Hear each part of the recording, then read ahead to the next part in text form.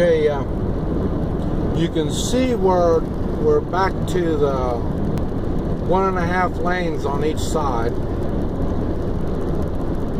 and that, I'll tell you, I like it. This is, I guess they call them Super 2s in the United States, except for here you drive on this shoulder. I think the Super 2 is the good 2-lane with a good shoulder. Here you drive on it, and then this way it's easier for people to pass. And what we got here? And anyway, I just wanted to show you that this is what we have now, and like I say, they've learned from California. Like I say, this is desert out here. Now it's not like Muhammad Desert, you know. I mean, it's not all sand, but it's really loose soil, and what they've done is Monsanto and a lot of these big growers have planted down here just like they did in California. You know, I mean, California is a desert, and what they did is they put enough water on it. Well, then they can produce from it, and it's because of the large producers. Small producers don't need to do all this, but the large producers need to take the water from somewhere, and they take it from the small producers. And but this is here I want to give you an example. I'm passing here, and you see, and then there, see, he passed in front of us, and he's not going to move over to that half a lane.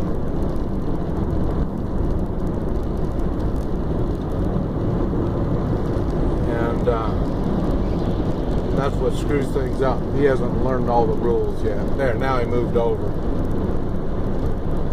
But this is what you should be doing. If you're doing like me, just cruising, this is the way you should be cruising, just like this.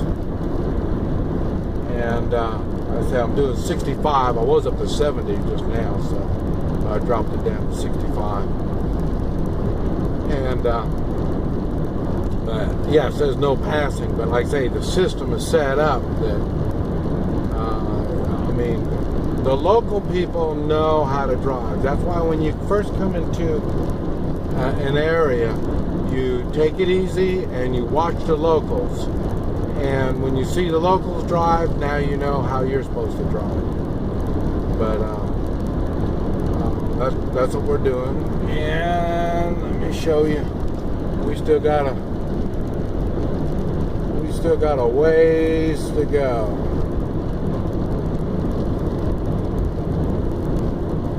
Oh yeah, we got a ways to go.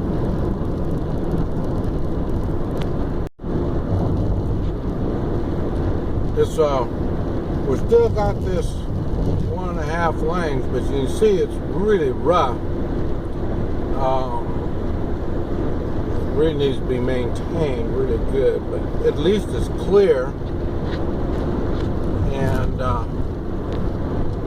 but I say it's plenty good for this. I say we're out in the desert. Oh yeah, and you see the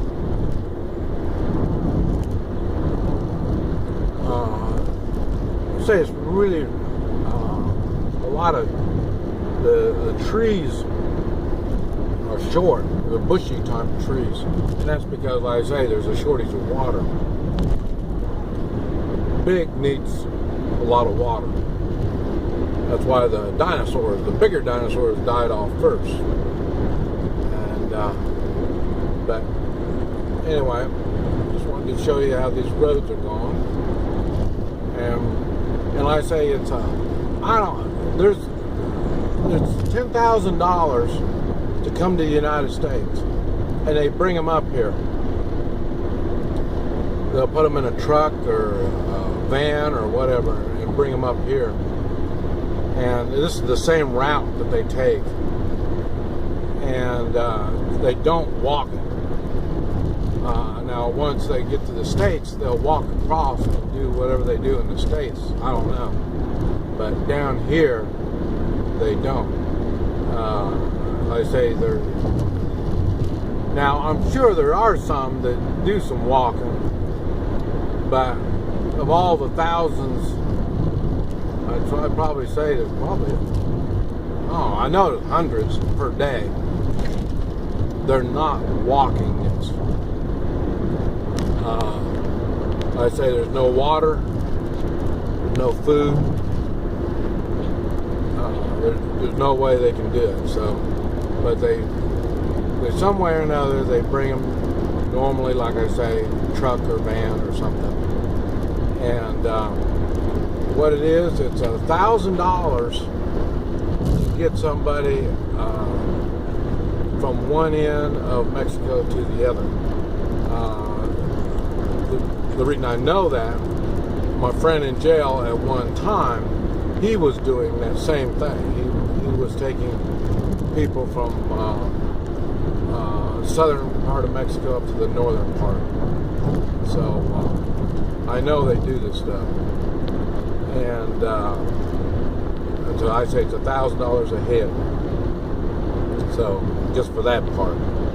But it's $10,000 is what they charge, a coyote would charge to make the trip. The total trip is $10,000. And that's from Central America, maybe even South America, but I know Central America on up.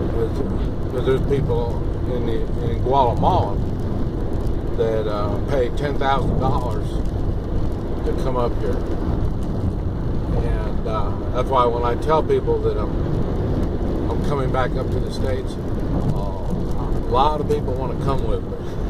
So, but I got enough problems already. I don't need any more problems. And the only reason why we would be doing it would be because of money, and that's greed. So here, I do greed and have somebody with me, or do this by myself. So I chose not to do the greed. Even though the $1,000 pay all my expenses. We're not taking the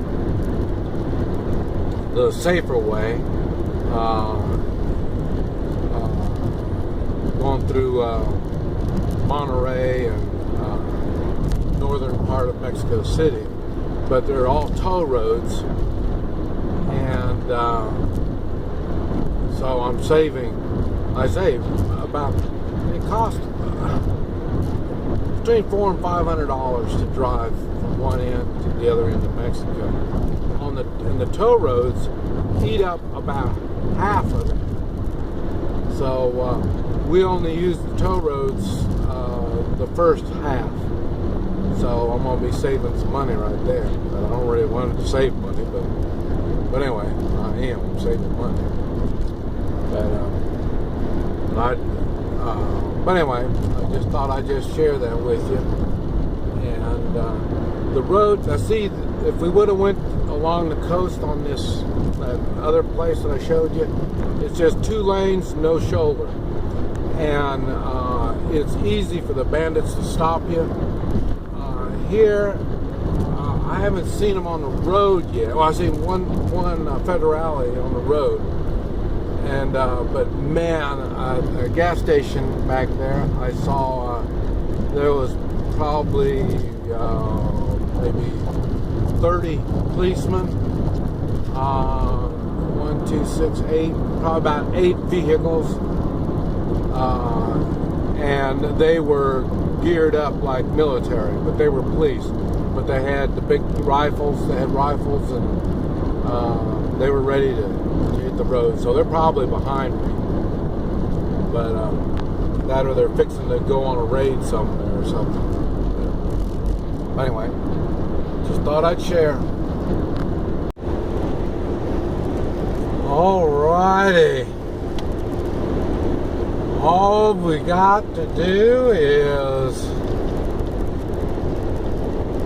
188 miles. And we're going to be awful close to the U.S. border.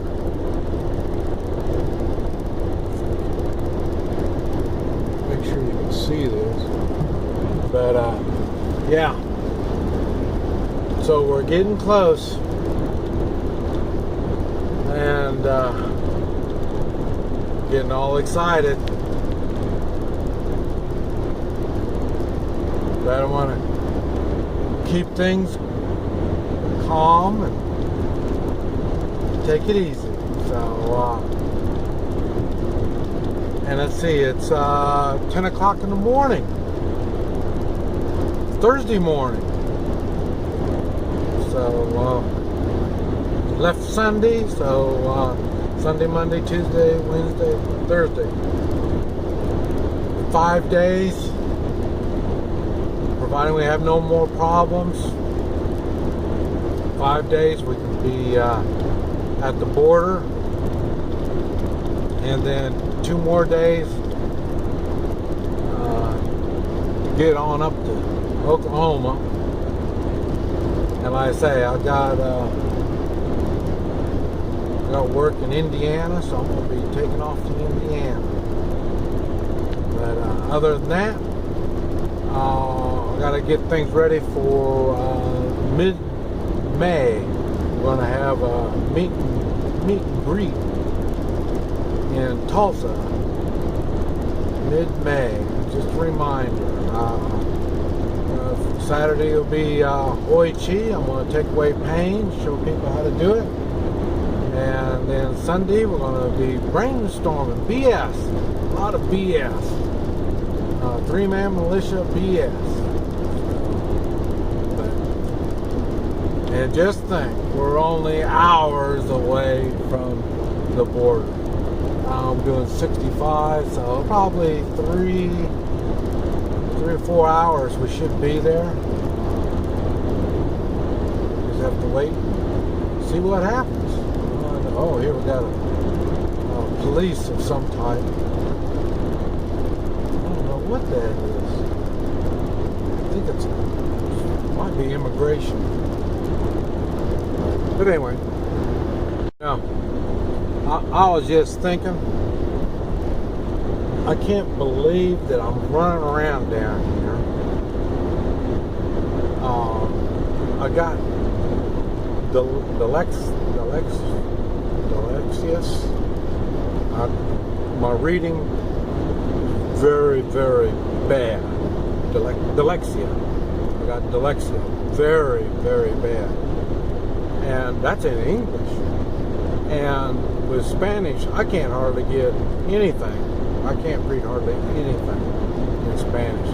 Certain words I know. Police, gracias, danger. Those are about the only ones I can think of right offhand. There's so many things that and then I say, I can't remember the names of the towns and people's names, and it's funny because the people say, well, why don't you learn these languages? If I could remember the names of the towns, if I remember the name of the street, if I could remember all this kind of stuff, I could remember the different words and learn a language. But I say I can't read the words, and besides all that, I can't hear. Vietnam blew out my hearing, so it's really, really funny. That's why down here I don't notice my hearing so much, because they're speaking a language I don't understand what they're saying anyway. But now once we get back in the States, people start speaking English, then I'm gonna be saying what? I'm gonna be saying that a lot, because like I say, I can't hear. But down here, I don't say what very much because, like I say, I don't know what they're saying anyway, so it doesn't make any difference. So, but I really think it's weird, and so it makes my life very, very difficult. And it's funny because I didn't really notice all this when I had my wife. My wife of 41 years, you know, from when I was 22 years old, she was there she would see a sign and tell me, you know, the bridge is out, we can't go that way. And I said, oh, okay then. You know, and it's no big deal. And she, you know, after a while, she learned that, you know, I can't hardly read and I can't hear, so she'll know if it was something important, she'd know where to stand to talk to me. I know one of the things that she used to really irritate me and was she would turn around and walk away and talk to me. And when you are not talking to me directly, I can't hear what you're saying. And she would do that on purpose. Well, I thought it was on purpose, but it was kind of a funny thing. But I just think it's so funny. I've got all these in the United States they call them handicap. I got all these handicaps, and it's just funny because it's just part of working or living, dealing with problems. I don't know what that is. Boy, that thing totally burned down. But anyway,